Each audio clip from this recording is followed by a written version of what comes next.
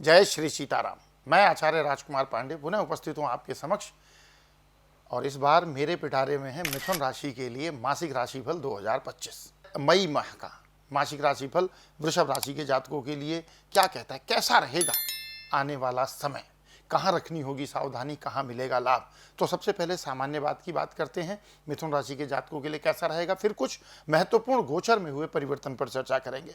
तो मिथुन राशि के जातकों के लिए मई 2025 का महीना मिक्सड रिजल्ट लेकर के आ रहा है। जो ग्रह गोचर की स्थिति मुझे संकेत कर रही है वो यही कह रही है, जहां कुछ मामले में आपको बहुत अच्छी सफलता मिलने की संभावना है, तो वहीं कुछ मामले में आपको थोड़ी सी सावधानियां भी देखने को रखनी पड़ सकती हैं, क्योंकि आपके राशि स्वामी बुध इस बार 2 बार अपनी स्थिति बदलेंगे। और जब राशि स्वामी क्योंकि प्रमुख ग्रह होता है, अगर ये एक महीने में 2 बार अपनी स्थिति बदल रहा हो तो डेफिनेटली उसका इम्पैक्ट हमारे जीवन पर पड़ता है, जिससे कुछ फ्लैक्चुएशन हमारी लाइफ में आती है।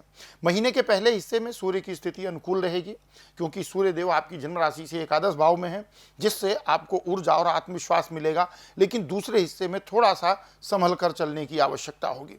मंगल और बृहस्पति की स्थिति आपके पक्ष में थोड़ी सी कम रहने वाली है और इस वजह से कहीं ना कहीं आपकी नियमित आय हल्की सी प्रभावित हो सकती है। राहु केतु भी इस महीने कोई विशेष अनुकूल नहीं रहेंगे, बल्कि ये कुछ मानसिक तनाव दे सकते हैं, लेकिन चिंता करने की जरूरत नहीं है, क्योंकि एक अच्छी बात भी है कि बुध की अनुकूल स्थिति आपको अधिकांश समस्याओं से उबारने में सहायक भी रहेगी। हालांकि जैसा मैंने कहा, बुध महाराज 2 बार अपने स्थान परिवर्तन करेंगे तो थोड़ा सा फ्लैक्चुएशन जरूर महसूस होगा। तो ये था एक महीने का ओवरव्यू मिथुन राशि के जातकों के लिए। लेकिन जो महत्वपूर्ण गोचर में परिवर्तन हुआ है उसका इम्पैक्ट मिथुन राशि के जातकों के लिए कैसा है। तो मई में सबसे पहला जो परिवर्तन होगा, 14 मई 2025 को गुरु मिथुन राशि में प्रवेश करेंगे, जहां पर 18 अक्टूबर 2025 तक रहेंगे। और ये गोचर आपके लिए बहुत अनुकूल नहीं कहा जाएगा, क्योंकि आपके राशि के ऊपर से गुरु का गोचर होने वाला है। हालांकि दोबारा फिर से कहूंगा, गुरु नैसर्गिक रूप से शुभ ग्रह है, इसलिए अधिकतम परिणाम अच्छे आते हैं। 18 मई 2025 को राहु महाराज भी अपना राशि परिवर्तन करने वाले हैं। तो मई में ये 2 परिवर्तन बहुत मजबूत हो रहे हैं। ये कुंभ राशि में प्रवेश करेंगे, जहां पर 5 दिसंबर 2026 तक रहेंगे। राहु का भी ये गोचर आपके लिए सामान्य रहेगा, हालांकि ये आपके भाग्य में फ्लैक्चुएशन दे सकता है, अप्रत्याशित लाभ भी प्राप्त हो सकता है और बनता हुआ काम मुख्य मौके पर पहुंचकर भी रुक सकता है। शनि महाराज ऑलरेडी 29 मार्च 2025 को अपना राशि परिवर्तन कर चुके हैं। वर्तमान समय में यह मीन राशि में है, जहां पर 3 जून 2027 तक रहेंगे। और शनि का ये गोचर क्योंकि जन्म राशि से दशम भाव पर है, आपके लिए मिक्सड रिजल्ट देने वाला होगा। तो ये तो थे महत्वपूर्ण गोचर, और इसका उद्देश्य ये था कि आप इसके अनुसार अपने को मानसिक रूप से तैयार कर सकें। अब हम बात करते हैं सबसे पहले विस्तृत राशिफल की, लेकिन उसमें सबसे पहला क्षेत्र हम सम्मिलित करेंगे आपका कार्य क्षेत्र, यानी वर्किंग प्लेस, चाहे आप बिजनेस करते हैं चाहे आप जॉब करते हैं।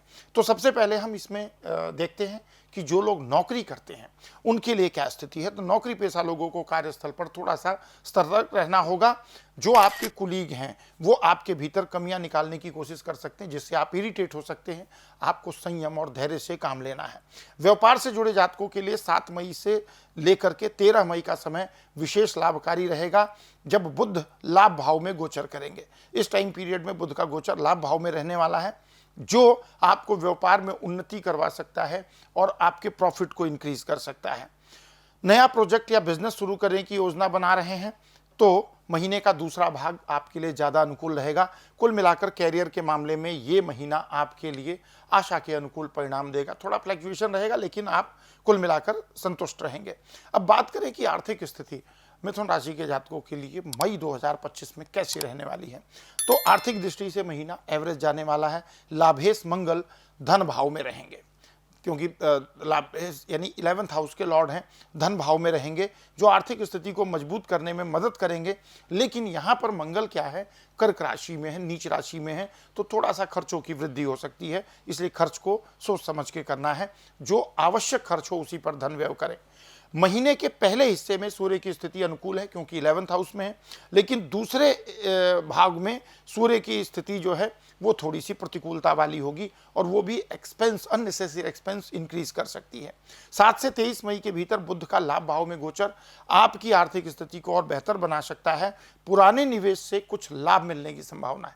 अगर आपने पहले कोई इन्वेस्टमेंट किया हुआ है तो उससे बेनिफिट मिल सकता है, लेकिन अननेसेसरी खर्चों पर अगेन रिपीट कर रहा हूं, नियंत्रण रखने की आवश्यकता होगी।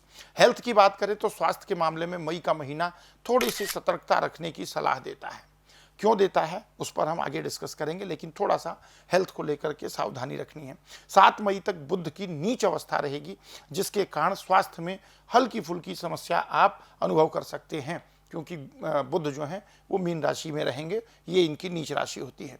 खान पान पर विशेष ध्यान दें, अधिक मसालेदार और तला भुना खाने से परहेज करना चाहिए। देखिए, ज्योतिष का लाभ यही है कि जब आप स्थिति को प्रतिकूल देखते हैं तो उसका प्रतिकार करें, जिससे कि आप उस स्थिति में अपने आप को अधिक से अधिक अच्छा रखने की तैयारी कर सकें। 7 मई के बाद बुध की स्थिति मजबूत होगी, जिससे स्वास्थ्य में सुधार होगा।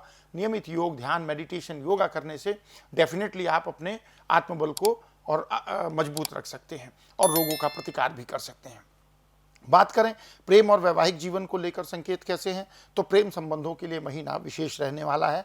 आपके पंचम भाव के स्वामी शुक्र उच्च राशि में रहेंगे, जिससे लव लाइफ में रोमांस और खुशियां बढ़ेंगी, एक दूसरे के प्रति अट्रैक्शन बढ़ेगा। ये आपके लिए एक अच्छा संकेत है।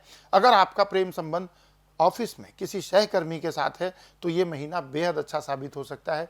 आप दोनों आपस में एक दूसरे के प्रति लगाव में वृद्धि का अनुभव करेंगे।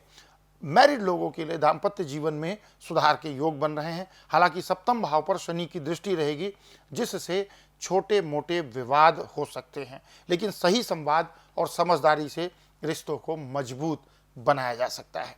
बात करें पारिवारिक जीवन की, तो पारिवारिक जीवन में कुछ कठिनाइयां आ सकती हैं, क्योंकि एक तो जन्म राशि से चतुर्थ भाव में केतु महाराज की उपस्थिति है और चतुर्थ भाव पर ही बुध, शुक्र, शनि, राहु चतुर्ग्रही योग का प्रभाव स्पष्ट रूप से पड़ रहा है।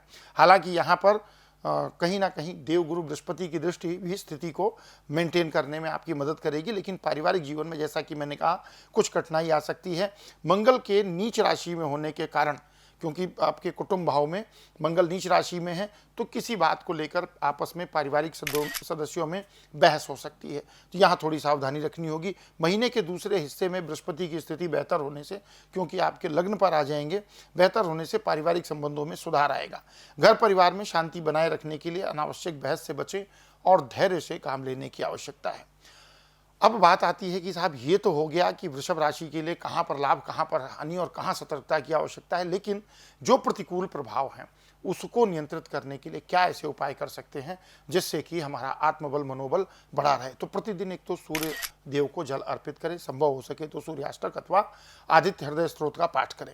हनुमान चालीसा का नियमित पाठ करें। हर मंगलवार को बजरंगबली को अगर संभव हो सके तो पूरे महीने चोला जरूर अर्पित करें। शिवलिंग पर जल, और अगर मिल जाए तो बेलपत्र के साथ जल चढ़ाएं, उस पर राम राम लिख करके। काले तिल और उड़द का दान कर सकते हैं। मंगलवार को लाल वस्त्र पहने और मसूर की दाल का दान करिए। यानी मंगलवार को जो वस्त्र का कॉम्बिनेशन होता है उसमें कुछ लाल रंग का वस्त्र भी सम्मिलित कर सकते हैं। परिवार की शांति के लिए नियमित रूप से घर में कपूर जलाएं, इससे नेगेटिविटी दूर होगी।